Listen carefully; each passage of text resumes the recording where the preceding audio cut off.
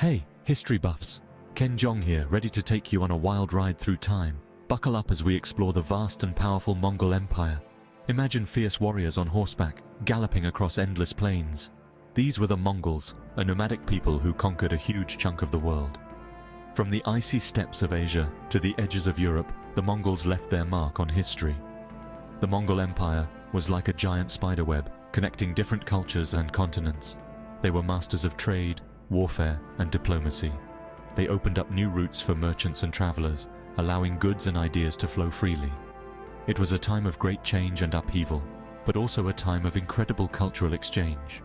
Get ready to learn about legendary rulers, exotic trade routes, and the enduring legacy of the Mongols. We'll delve into the heart of this fascinating empire and uncover its secrets. So, saddle up and get ready for an adventure. Now, let's hop over to Japan for a bit. You see, the Mongol Empire had a ripple effect, influencing even the lands it didn't conquer directly. Japan, though never fully under Mongol rule, felt the empire's presence through trade and cultural exchange. And one key figure in this connection was Prince Shotoku. Prince Shotoku was like the cool kid in school who befriends everyone. He saw the value in learning from other cultures, especially China. He sent scholars to China to soak up knowledge like sponges.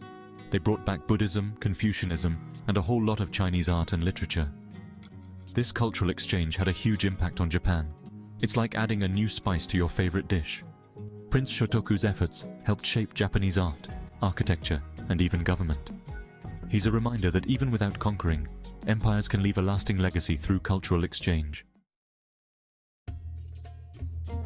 Alright, let's talk trade routes, the superhighways of the ancient world. The Mongols were masters of logistics, creating a vast network of trade routes that crisscrossed their empire. Think of it like a giant delivery service, connecting the east to the west. The most famous of these routes was the Silk Road, a network of paths that stretched from China all the way to Europe. It was like a giant flea market, with merchants hawking everything from silk and spices to precious stones and exotic animals.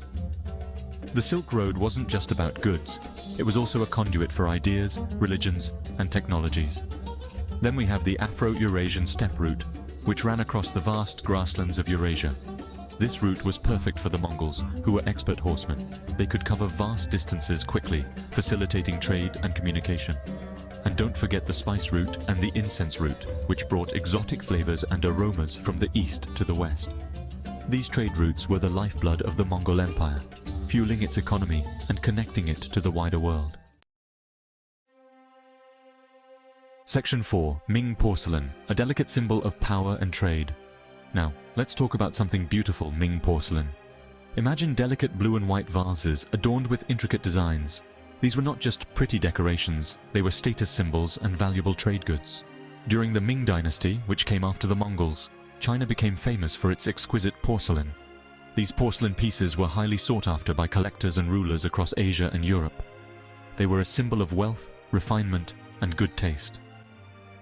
The Ming Dynasty used porcelain as a form of soft power, gifting it to foreign dignitaries and using it to forge diplomatic ties. The production of Ming porcelain was a complex process, involving skilled artisans and secret techniques. The vibrant blue color came from cobalt oxide, a mineral imported from Persia. This shows how interconnected the world was, even back then. Section 5. Kublai Khan, the visionary ruler of the Mongol Empire. No talk about the Mongol Empire is complete without mentioning the big man himself, Kublai Khan.